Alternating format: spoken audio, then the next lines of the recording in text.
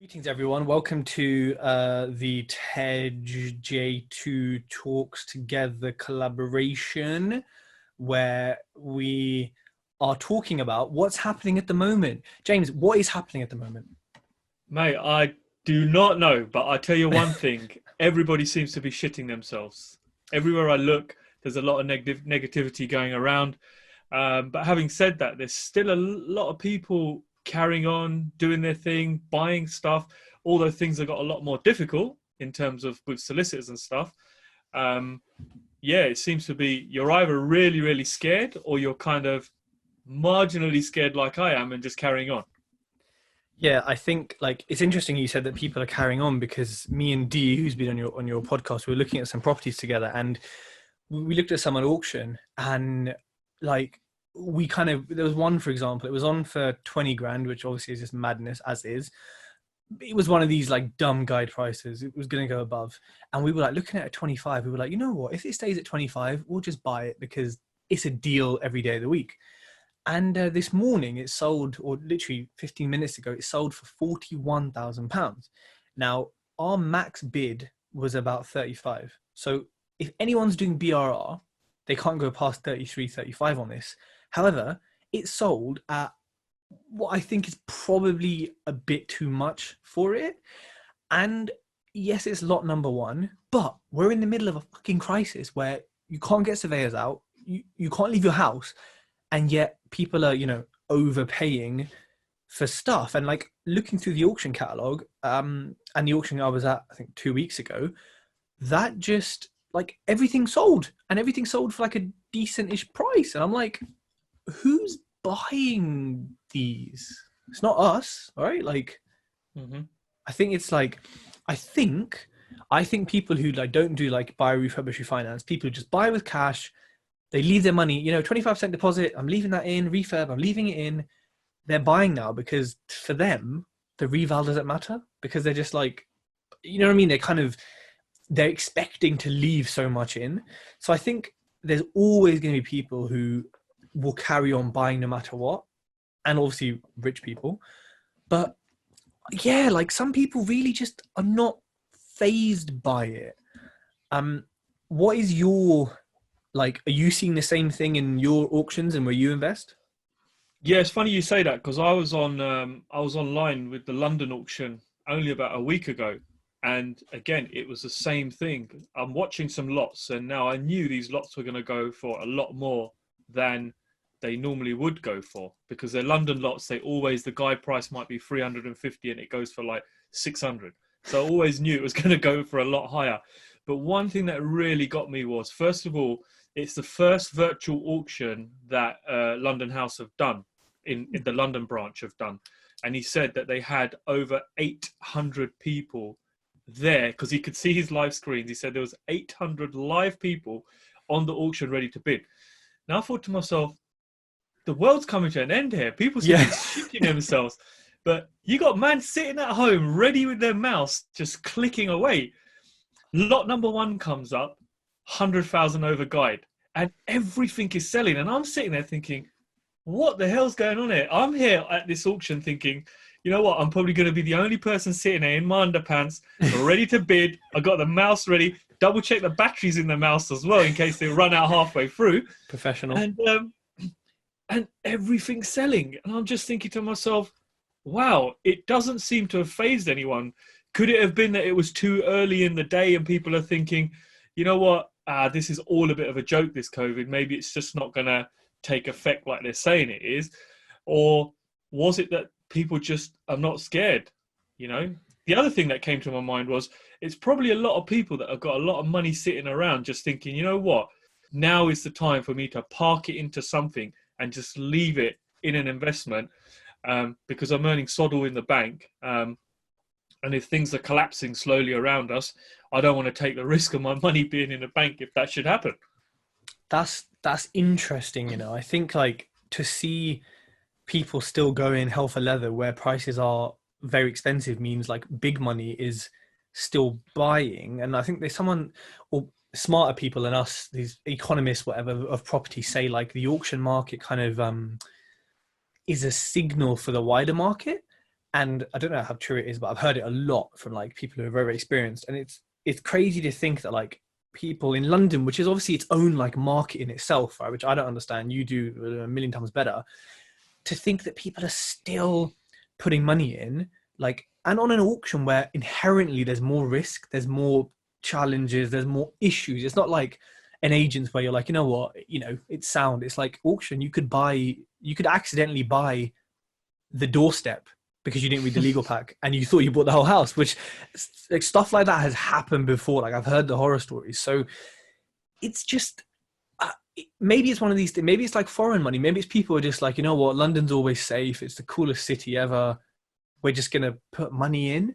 But the point you made about like banks not making any money, that's interesting. I saw it the other way. I saw it maybe what I'm doing, which is I'm keeping money in a bank or in something below the 85k protection, whatever, for this time when I may need cash. But you're saying people are maybe doing the opposite, but I guess they have a lot more money to play with, right?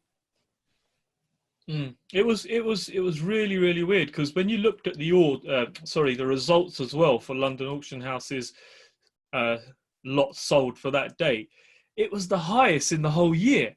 And I'm What? thinking, what is going on here? It's like they raised, I think, £14 million from that sale. There was a lot of lots that went through. There was a few withdrawals like you have all the time. But having said that, when I looked at the results at the end of it, it was one of the high, if not the highest, it was one of the highest percentage of lots sold and the highest amount of money raised. I mean, and it was their first online auction, right? Their very first online auction, yes. Which is, I mean, congrats to them and big success. But like, do you think it was more the fact that it was online? Because like you've bid online before, I've bid online before, and for anyone who hasn't bid, it is very it's like spending money on a card. Nothing leaves your person. So like people get into debt because you just spend. It's a card. Ain't no my money. Cash is different. I think in an auction room, it feels like you're bidding with cash, but online it feels like you're bidding with a card because you're like, oh, it's just some numbers on a screen, and it doesn't. Like when I look at these bids, it doesn't register the same. Like it's not the same intensity or emotion as when I'm in Hmm. the room and I see, oh, she bid that much, he bid that much. So maybe it's because it's online, it detracts the whole ego and the whole like, I don't know, maybe the emotional, maybe people just don't realize because it's like just a game. I don't know. And they've obviously made it that way, of course, because they're here to make money and they've gamified it and they've done it in a certain way or within laws, I'm sure. But like, do you think the online method makes people more likely to just spend more? I, I I agree in the sense that I think it's easier just to be clicking away when you're in your house because you haven't got all those emotions around you. But I've got to give it to the auctioneer. When I've done some research into the auctioneer, he's actually one of the owners of London Auction House who was running the auction. And he was playing a very shrewd game. He's looking into the webcam and saying, "Come on, Mr. J, this bid's against you. Come on, Mr. S, let's do this. Another 500. I tell you what, I'll take a quarter if you're quick enough." And I'm thinking, you're in this room and your emotions are going, and there's only you in this room looking at this one guy on the screen. And you're thinking, damn, he's got me going as much as he would get me going in a live auction room. So Yeah. I think to a certain degree, yes, it's easier to be clicking away because you can't see the person that you're bidding against. Mm. And they just refer to you as Mr. J or Mr. S or Mrs. this, Mrs. this. Um, and I reckon a lot of people got carried away. A lot of people at home sitting there, they can't read the other person's emotions because when you're in a auction room, you can generally see when someone's getting to the end of their kind of their limit, and they start shaking, they start looking around. It's a bit of a no. They start wobbling their head. But when you're online, you're thinking, damn, I don't know, who am I bidding against? I don't know the person. I can't see them. It could be anyone. It could be, I know it wouldn't be one of their lot, but could it be somebody just from auction house sitting there bidding it up? You just don't know what's going on. Yeah, I think like it's a good point, and I love that about auctions. I love seeing the emotion because half the winning a bid, as much as it's literally money talks, it's also psychology talks. Because I've bid before where I know the way in which I've bid has put people off, or it's stopped people bidding, or it's made them think, oh fuck, he's got loads of money. When I was like, I ain't got no more money, just because of the way I did it. And there's certain techniques which like you can implement, which will win you lots. I know that factually, and I've seen others win it like that as well. But yeah, online, you just have no idea. And so it literally is just like, I don't know, it's not as fun in my opinion, but it's more just like money does talk. That's the only, what else have you got, right? Like you can't put people off. You can't, like, relationship means nothing. Like it's, and also interesting that he, like the auctioneer was like doing an auction, because the two online that I've seen, one had the auctioneer live on Facebook, so it wasn't really that sort of relevant or linked. The other one didn't have any auctioneers live, so both of them were just pure like, here's the platform, go bid, which I think was to their detriment, you know, because Mhm. you don't have the auctioneer goading you and working their magic in your face, um which is quite interesting. So moving on, I guess, from, well, no, maybe staying on auctions, because we both have auction purchases in the ether of legals and all this sort of stuff. You recently purchased a property. Tell us about that. Yeah, I recently purchased something that I didn't want to purchase, but somehow ended up purchasing. Again, like you say, Ted, it was just emotion, you know. I went against every single thing that I would do normally. You know, I would spend some time evaluating a deal, sending it over, having the legal pack reviewed properly, and, you know, really making some decisions about it. Now, I was on the auction looking at, I think, about 3 London lots that I was very, very interested in. Now, again, they just went way, way, way over the guide. Like I'm talking 250, 280 over guide. So, you know, really, really strong lots. Now, just as I'm coming to the end of the auction, I think, what is this? Lot 129. And it's the last lot. And I'm thinking, okay, I've seen this in auction a few times. I reviewed the legal pack and it's in my, Did it's you review the just, legal pack? well, maybe, I think maybe you kind of reviewed it for me just very quickly. In fact, you did, yes. So I had a brief look over the legal pack. Now I knew it had a short lease at 69 years, but Which is not that come, bad. no, it's not. But if you think about it, Ted, at the price of a second-hand car, I'm thinking I've got to get this, you know, and it just come up. It's in my investment area of the Northeast or just outside. I knew it wasn't. In fact, I know it isn't the best area where it will rent very, very quickly. But what it will be, it's one of those vanilla buy-to-lets. If I get the right tenant in there, they will be there for 5 years. And within 4 years, it will pay me back whatever I've put into it. Mm. So I thought to myself, you know what? I'm going to take a punt. I'm going to buy it. I set my limit at £24,000. And, you know, it got to 23 and a half and the guy bids, it goes in quarters. I put in 24 and I win it. And I'm thinking, oh man, I didn't think I was going to win this, you know? And I'm thinking, Yes. what have I just done? I went downstairs and told my wife, obviously me and my wife, we own the company together. And she's like, she goes, I really am a silent partner, innit? She goes, you just tell me when like things need signing or when money's about to drop or you're buying something, you know, or you show me something. She goes, she goes, why am I even a partner? You just tell me stuff right at the end minute. Not that she cared anyway, but still. So we ended up buying this 3-bedroom place, which is above some shops. You know, there's a bus stop outside. There's a hospital close by. It's a mile and a half away from the local town centre and train centre. So it's got some positives on there. Very short lease, going to try and extend the lease if we can. But again, like you said, it could have very, very easily have gone wrong. I could have bought a doorstep or I could have just bought a portion of land, because the way some of these older leases are drafted, it's in a different language. And this is where I've got to give it to you. You obviously understand this language very, very well, because you very quickly looked over it and said, I can't really see there being any major issues, but there may be something in the headline lease, you know. And that's exactly what my legal guys identified as well. But my thing to you would be, if you're new, you do not want to be doing what I did. Nope. 100%. Nope. Do your homework, do your figures, do everything that you're taught to do. I went against every single thing everybody's ever taught me, everything against my own kind of auction checklist, and bought it. Now, I spoke to an agent yesterday, real nice guy who's grown up in the area, and he said to me straight, he goes, look, He goes, it's not a bad buy at what you paid. He goes, but you may have trouble getting a tenant. He goes, my advice would be stick a tenant in there, a good tenant, do it up and flip the deal. Because he goes, if you flip it with a tenant in there, the yields are going to look so attractive that somebody down south will have that off you. Like you. Yeah.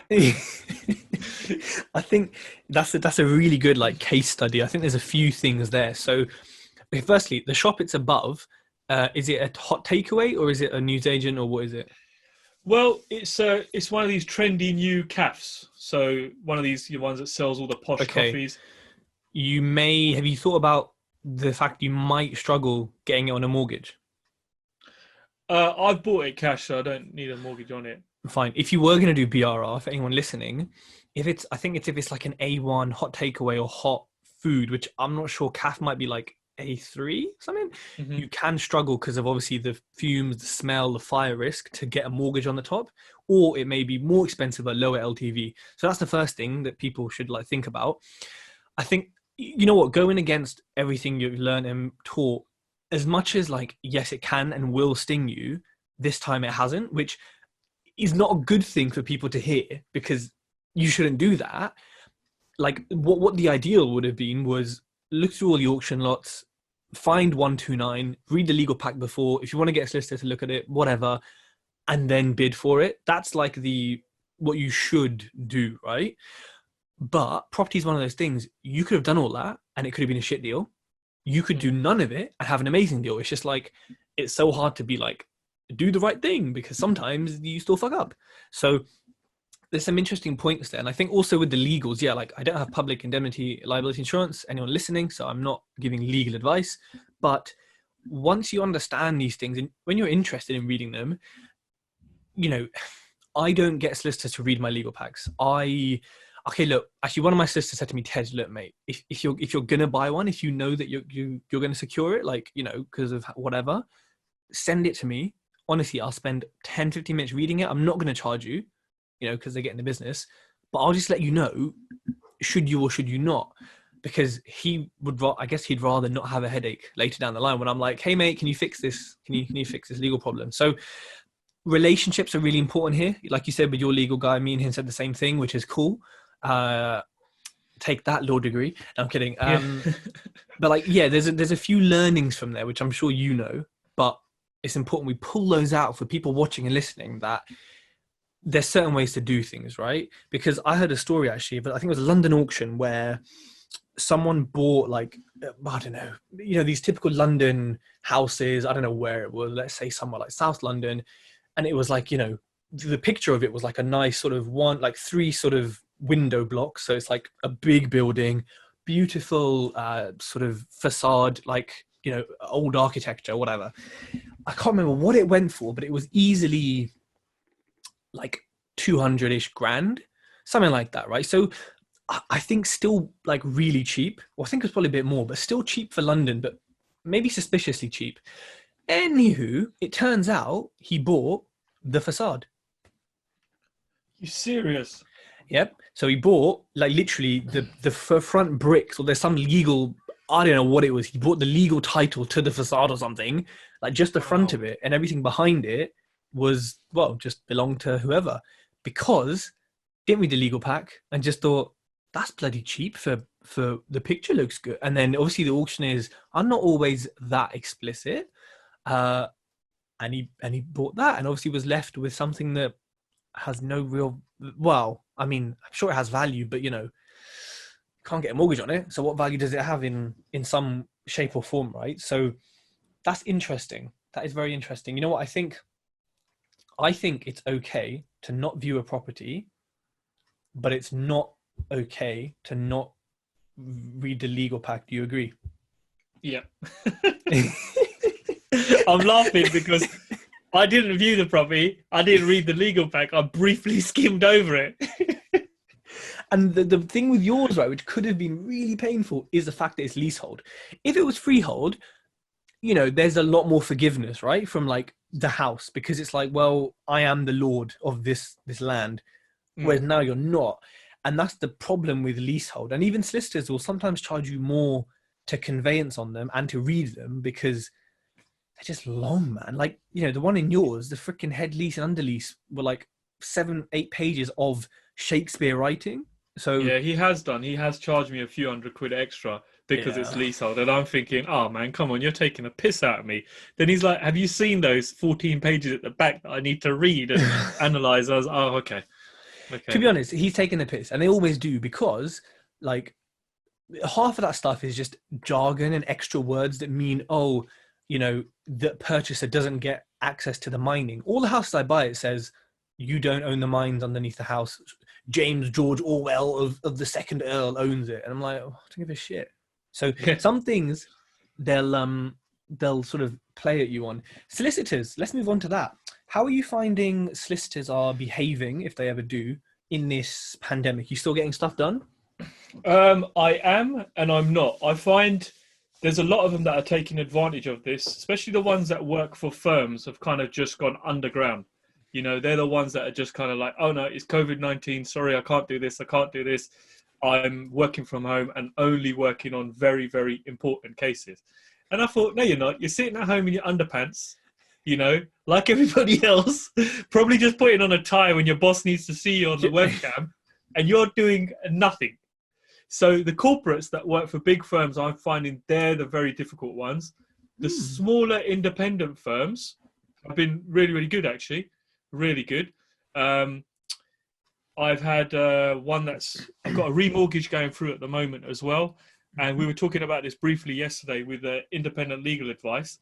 And they actually came back this morning and said that, look, Foundation have actually set up a system where they're accepting it all on video calls, which is just amazing. But they've been accepting it on video calls for like the past 3 months. Yeah, but the last time I did one with them was 6 months ago, and you had to go in. Because I did a remortgage with them. The first one I did was about 3-4 months ago, and it was on video. So they must have changed it in between us then. Yeah, because it's a ball ache, like independent legal advice. Like for us, it's, two directors, we got to go down, we got to go and see a solicitor. My wife has to sit there, just listen to this spiel and sign this paper. And even she says it. She says, why the hell can this just not be done over a video call, They're literally just reading this text out to me and watching me sign this bit of paper. And then they charge you shitloads of money to do that as well. Oh, mate, don't even. Like, some of the quotes from some of these, like, we're talking 500 plus. One of yours was like 750, 800 something? Wait, one of mine was £1,400. Listen, for anyone listening or watching, if a solicitor ever says, yes, I will witness a signature for £1,400, they're a total dickhead, yeah? Waste man. I would just report them to the SRA for jokes and be like, they're a dickhead, yeah? Because that is a stupid amount of money. I understand it goes on their insurance and, there are costs. So I'm not here to say, yeah, it should be a tenner. It should be. But that's a joke. That costs as much as 3 of my conveyancing, like with my normal solicitor. So it's like fucking mad. But yeah, the legal advice, you know what? It should all be DocuSign. It should all be video. Like legal advice, again, it's one of these things. It's just for the insurance. Like, we've heard it. So every bridge I get, I have to sit there. They're going to repossess you. Do you know they have a floating? Yes, I do. Yes, yeah, I understand. Sign. It's just for their insurance so they can go at the solicitor.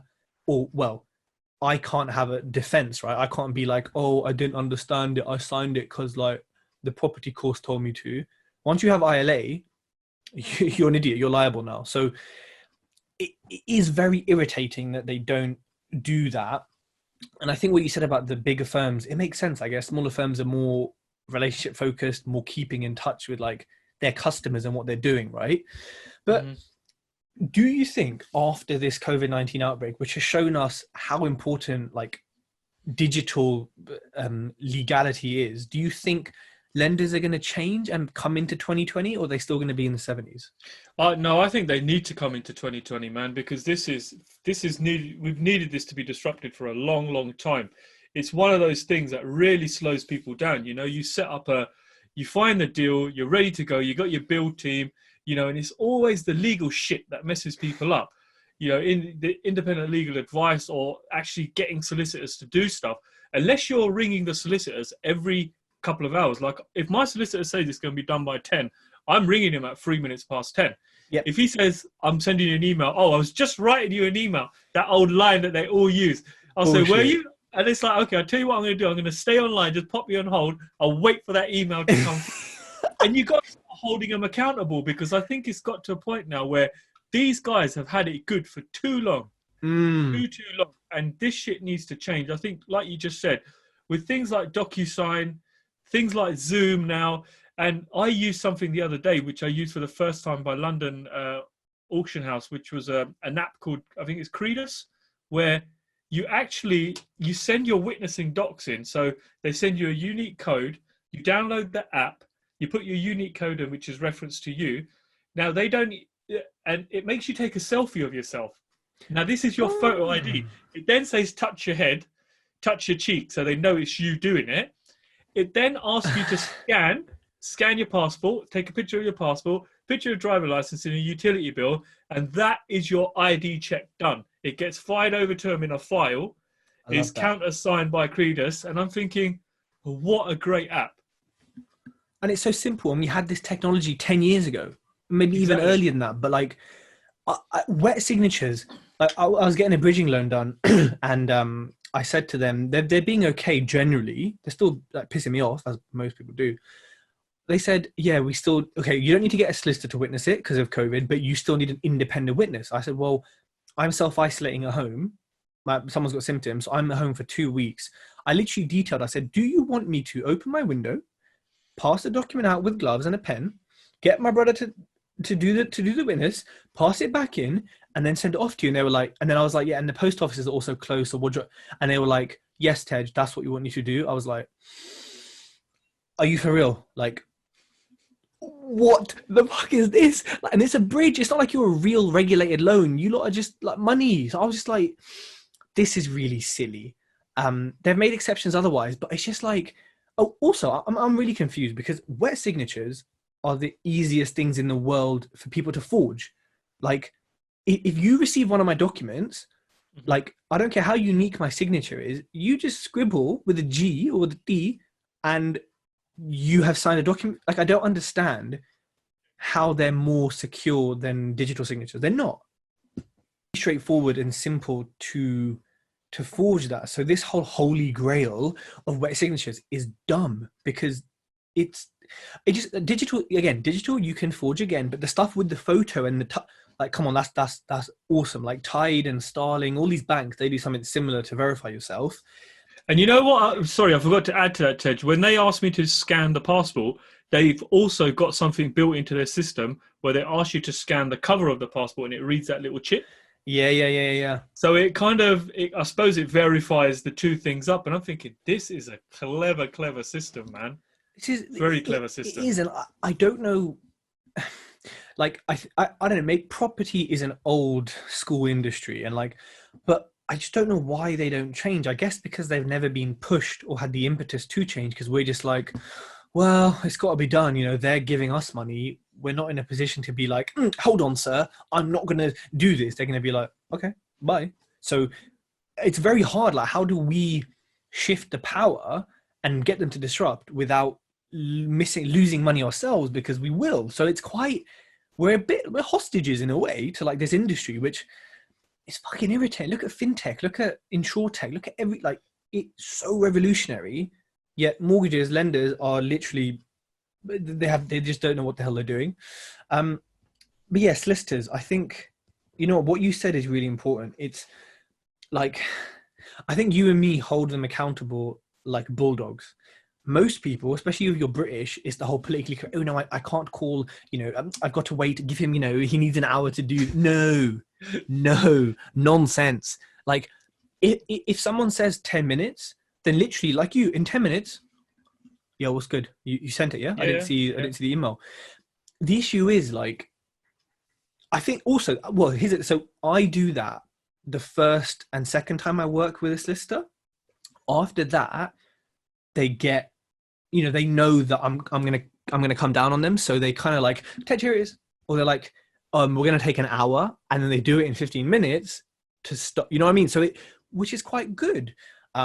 but you have I to think install that. you set your expectations, haven't you? And I think you need to Mm. do that with a solicitor because they will take the piss out of you. And like you said, they're not the holy grail.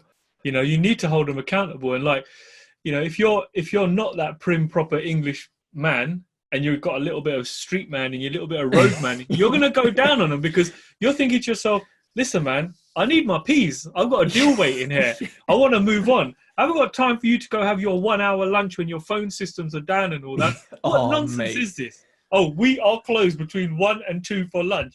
Please call back. No, I'm not calling back. Well, what the hell? It's bullshit. And I think like, you know what? It's fun. I looked, so today was the first time because I'm using a new solicitor on one of my bridges because I have to, and I'm not really going to use them again, based off my experience so far. And I'm gonna make this feedback very clear to them. They've just been too slow. They're fine, and they're entertaining, but they're just too slow and too last minute. But I saw because he copied me in because I was like, when you send in the report, it was meant to be done first thing this morning, and he sent it an hour ago. I was like, that's not first thing. I don't know when you wake up, mate. But Yeah. he said, I'll blind copy you in. I was like, yeah, please, please.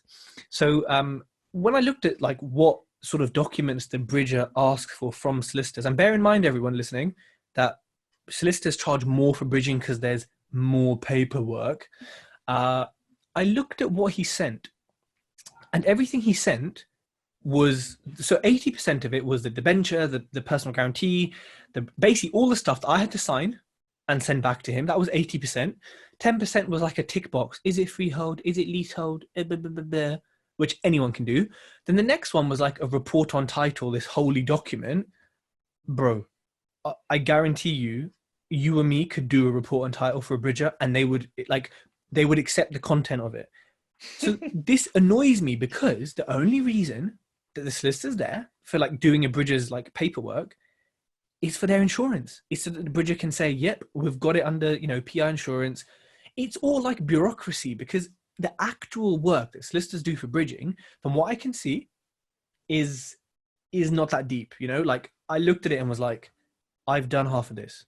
I've answered these questions for like, so it's just like this bureaucracy of like, and I hope one day that we don't need a solicitor for that. We have like, I don't know, just some sort of intermediary algorithm that checks. So I do the report on title. I do that stuff. It takes not long at all since I did it anyway. The algorithm checks it and it approves it. That's what I want the future to hold. James, how far off are we from that future? Tell me. Do you know what? I do not think we're that far off at all. I was speaking to someone we know mutually, Michael Primrose, the other day, Oh who yeah, does a Big lot Mike. of Yep. commercial lending, Yep. and he mentioned, yeah, I don't know if he's going to like you calling him Big Mike, but you've called him anyway. But yeah, Big Mike, and we were talking the other day, and I think he's developing some really cool stuff in the background. Even through his website where he's looking at stuff where people can upload documents for an actual approval. So he's doing some really, really nice stuff. And I think this is where it goes to show he's a young guy. He's 25. He's had quite a lot of experience in what he's doing, and he's going to disrupt the market, I think. And so in answer to your question, I don't think it's a long way away. And this is a guy that's putting together a lot of cases weekly for people that want to borrow money, and he goes through all the pain himself, and his clients must be going through the pain. So now he's taking that pain, and I think he's putting together a decent product, and I reckon he'll be one of the first people that innovate in this field and do something amazing. I agree, man. I think like when you look at, because he's like a diamond member at PPN Knightsbridge that I co-host, so you've probably seen him there. So we always catch up like every month. And yeah, like the stuff he does, even his like QR code to go onto the chatbot, like he's definitely doing some really interesting stuff. And I'm glad that he is, someone bloody has to. But my issue is I still think we are very far off from NatWest, Foundation, Kent Reliance doing stuff that is savvy and tech and letting their solicitors get over this whole we love wet signatures rubbish fetish they have. Like, so I think we're still, and also I guess it's insurance based as well. Like we have to also have insurers change. We have to have Lloyd's of London change. We have like, and have underwrite. So I think there's so many changes behind mortgage lending and lending and business that I think like, having a Monzo bank of property, which would just be a dream come true. I think we're like 3 years plus away. But I'm a bit more pessimistic than you probably. Mm. I don't But know. you know what? Having said that, with what's going on at the moment with this pandemic, you can see how quickly they're able to change systems, processes, and bring new laws in Mm, if they need to. And I yeah. honestly feel after COVID-19, once it's over, there's going to be some big changes. Like you just hit on the head where you said Monzo. We were talking about banks the other day, like people like Revolut. I think it's going to be the kind of specialist lenders that will bring these systems out first, some of the kind of independent banks. And then I reckon the big boys have to follow suit. Yeah, I think you're right because like using Monzo and Revolut as examples, they do stuff like I think Revolut does a thing where if you're not close to your card, like within a meter, it won't work, like security features, which is, I mean, makes a lot of sense, right? And Monzo do a few other bits like tracking your budget. So they did this like what, 2, 3 years? I think they're that old, Monzo and Revolut. I think it was 6 months ago. I saw an advert from some dead high street bank, yeah, and they were like, "We've got budgeting and pie charts on our online app now. Like, we're revolutionizing budget." And I watched it and I thought, these guys are not for real. I was like, "Is this a real advert?" I was like, "Yo, like we've been doing this for like, the last 2 years. What?" And then another bank came out and were like, "We've got location-based security. You can freeze the card from your app." And I was like, this is old. You lot are acting like you're revolutionaries, but you are incumbent and you're finally caught up. And it was just mad to see these adverts be so like, oh, look at our sexy new feature. And it was like, it's still crap. And it's not new. Like so I think, yeah, I think what you said there is spot on. It will happen. It will be the little underdogs, like Primrose, who, obviously compared to NatWest, there's a whole difference. And then it will permeate into the kind of bigger people. So with COVID-19, a question people ask me a lot is, well, there's two. So the first one is, are you still buying? James, are you right now, as of what are we today? April the 1st. So tell the truth, Mm. April Fool's Day. Are you still like on Rightmove looking at, are you ready with money to buy? If the right deal comes along, I will be buying. Yeah, I've got a number of properties under offer at the moment. They've been under offer just before COVID-19, and I'm hopeful now. Some of these landlords, these big old boys that have had this stuff for a long time. To answer your question, I'm going to carry on as normal. I think I am going to watch the market a little bit more before I make some decisions. But if some of those stuff that's under offer comes through, I'll still go ahead with it. You say the right deal. Our deals depend on, and I think most people's deals depend on resale value or revalue value. How do you know it's the right deal when you don't know what house price is? I know we never know what they're going to be, but how do you know when we're so uncertain and it's so unpredictable what your end values could be in 1, 3, 6 months? How is it then the right deal for you? How are you factoring that in? See, for me, I've got a dual strategy. Now, my strategy is I have in London, I will buy land, I'll build a house, refinance it, and I hold. Everything we build in London, we never sell, we hold it. Up in the Northeast, it's more a cash flowing model. So I'm not really concerned with capital appreciation up there because I know it's going to be mega slow. In fact, it may not even occur. But because I've got a cash flowing model up there, I know that when I'm looking at a deal for the Northeast, if it's cash flowing and it works with the model of our HMO model, then yeah, I'll go ahead with it because I'm not really too concerned about in 10 years' time what it's worth. I'm more concerned in how much money is it going to be making me every month, every year, or every 5 years. Down south now, the other thing down south for me, if we build a house and say worst case scenario, we've bought the land, we've built it, we've gone over budget, say we spent 490 grand on it and it gets valued at 500 grand. I'm not really too concerned. People will think, oh, it's only gone up by 10 grand. What have you really made?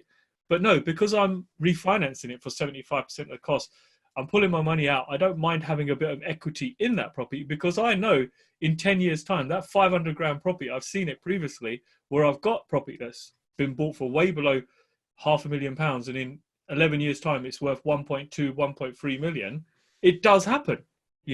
So I know in London, yes, you'll have dips, you'll have ups and downs.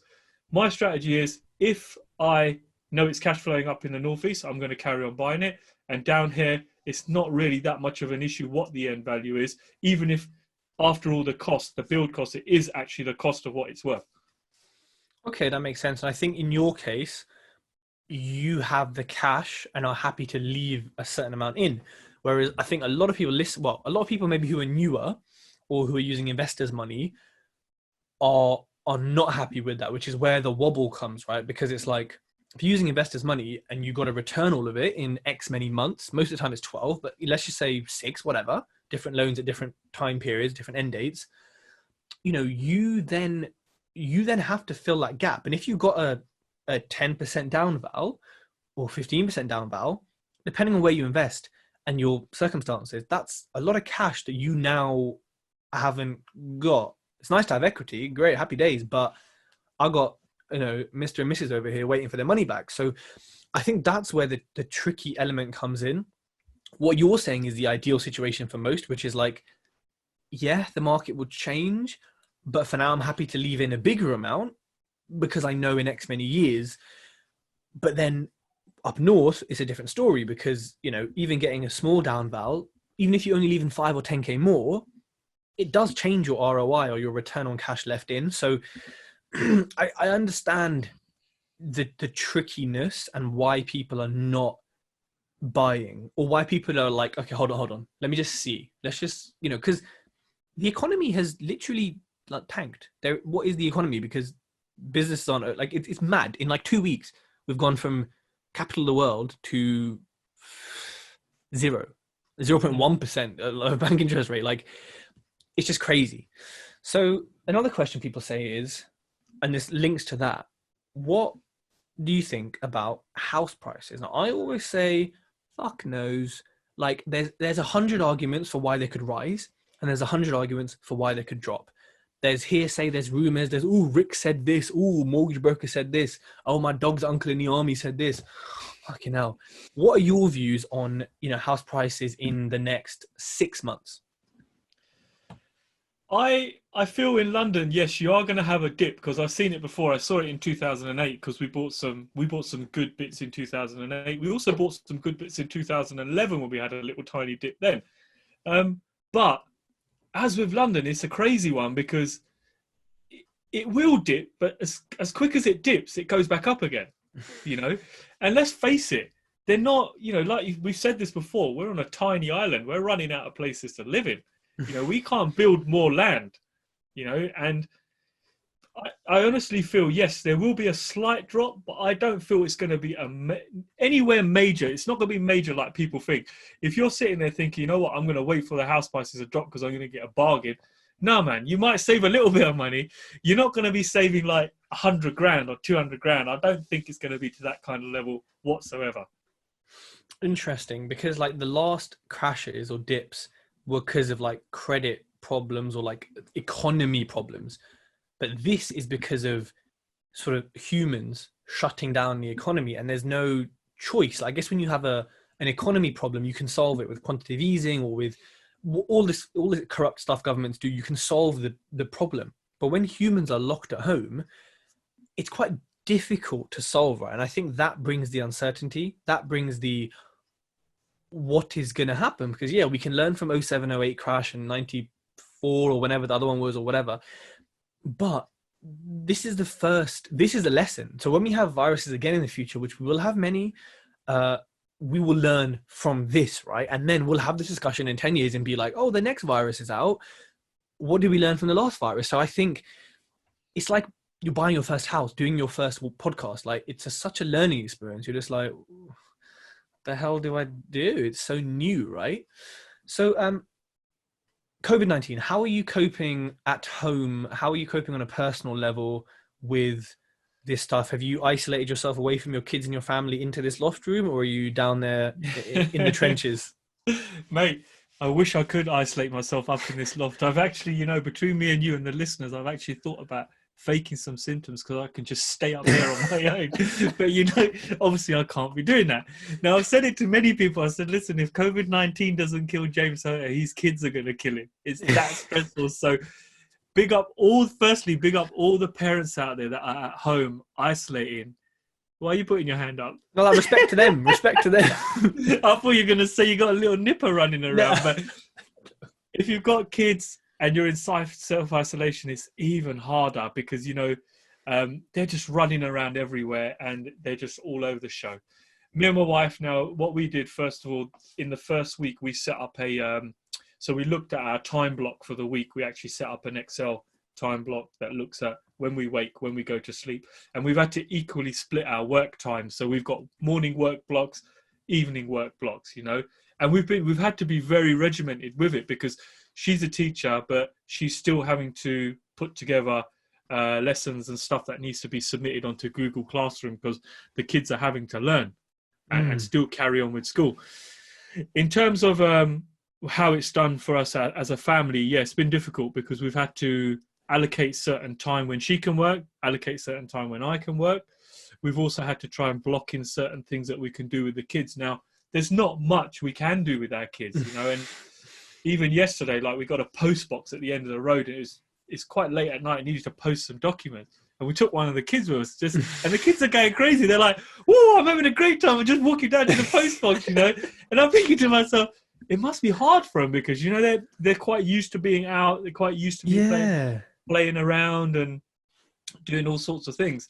Would I say productivity levels have gone down? No, I'd actually say they've gone up, which is weird because when you've only got a set amount of time, like my slot is a morning slot, so I get between 8:00 and 1:30 in the afternoon, which is a decent slot. But then in the afternoon, I've got to go downstairs, sort the kids out, get the lunches sorted so that my wife can work. So we've had to readjust in terms of putting time plans together. We've had to readjust in terms of when we're cooking, when we're getting the kids down. We've had to put some kind of regime in. We can't just let them run wild as if they're in a zoo because they would quite happily just, eat Milky Buttons, eat Quavers and just watch Mr. Blippi all day long. Mr. Blippi, yeah, that's a new thing. I remember SpongeBob when I was a kid. SpongeBob is still good, to be honest. Yeah. that's interesting, and I think it's probably a good way to do it because at least you'll leave this saga, if you weren't already, being even more regimented and structured with your day, that like you'll naturally just be more efficient, you'd hope, once this is kind of out, right? But I can't even imagine, like, I get distracted just by life as it is. Like, I can't imagine two little kids or like, I can't even imagine it, mate. So yeah, mad respect to the parents who are doing it because yeah, kids, I mean, I was a kid not too long ago. Pain in the ass, mate. Like, I know that from first-hand experience. Like, I would not want to be looking after me.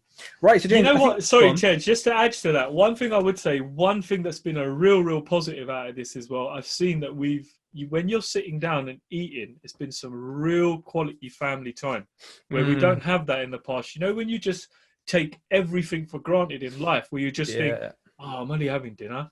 Now dinner's become a bigger thing, lunch has become a big thing and breakfast has become a big thing because you're thinking, I'm actually sitting down together and doing stuff together, so it's actually quite special. And things that you normally take for granted, like you said, I've got quite a regimented structure myself.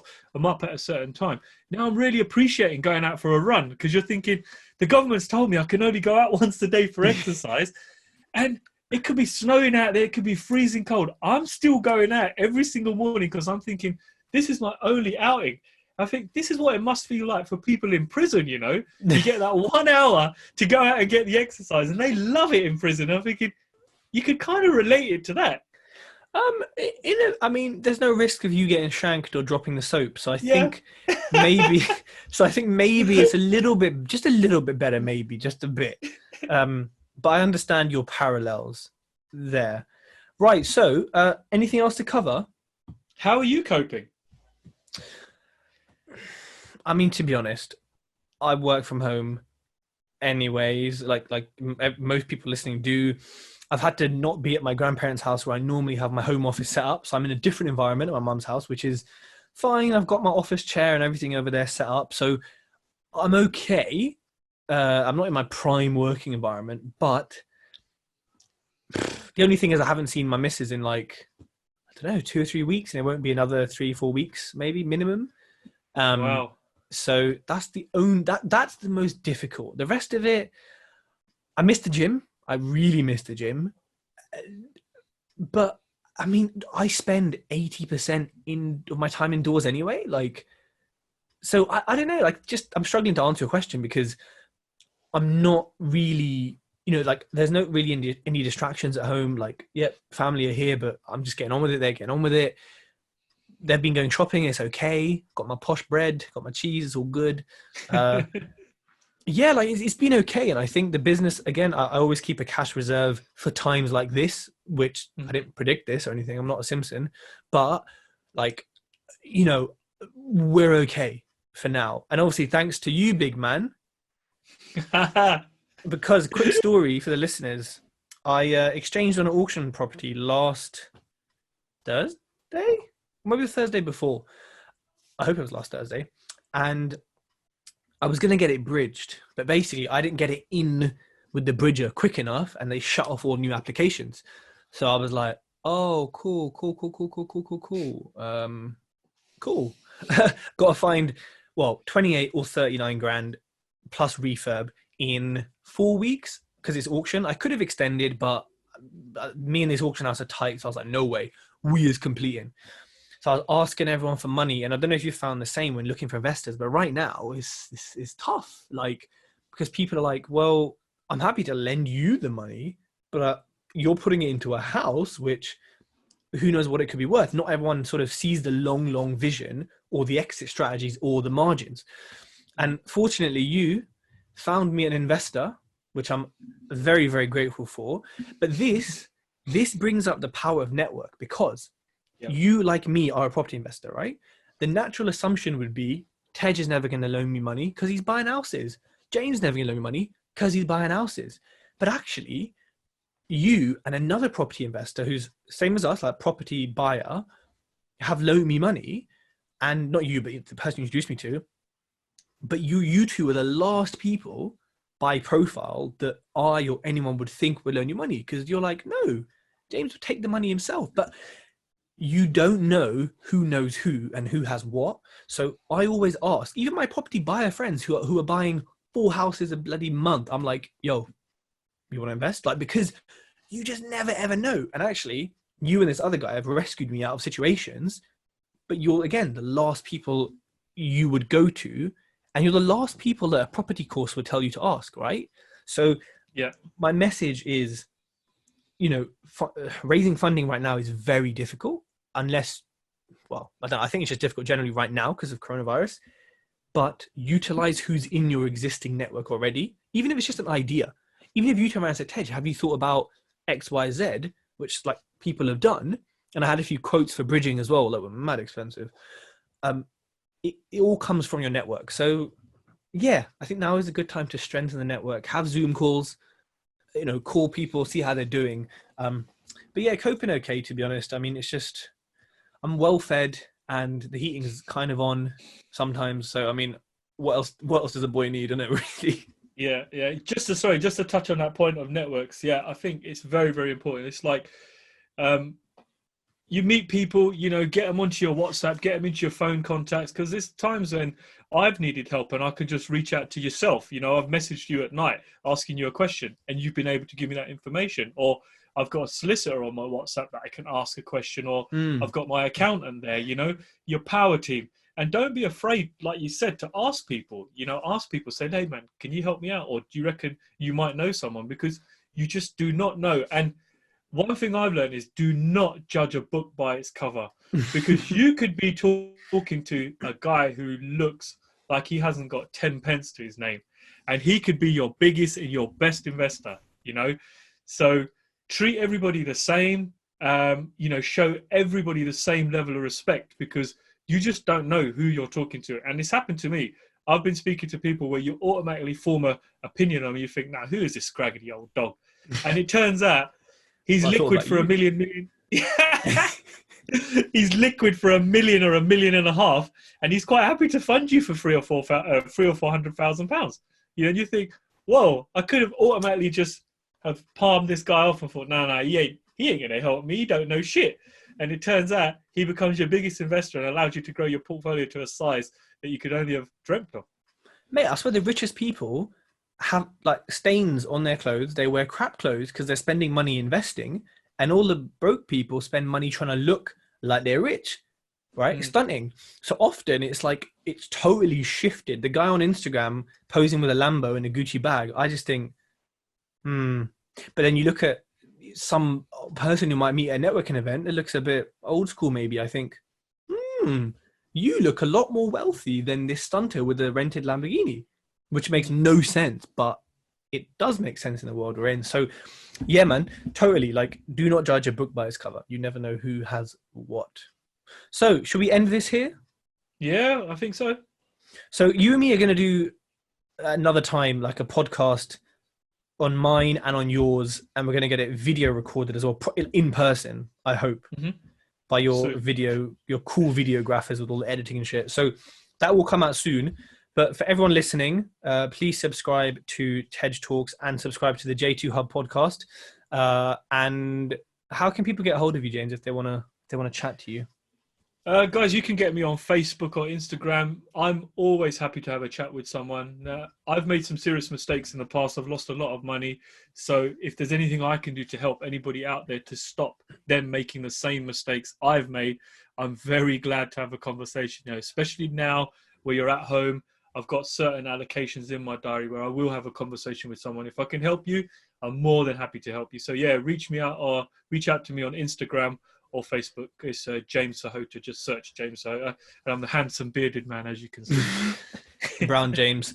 Yeah. And I'm Tej Talks, Tej.Talks, Tej Singh. And also, you're watching this on YouTube as well. So subscribe to the channels and like and leave a comment. Any questions, put them in the comments and we shall answer. Good stuff.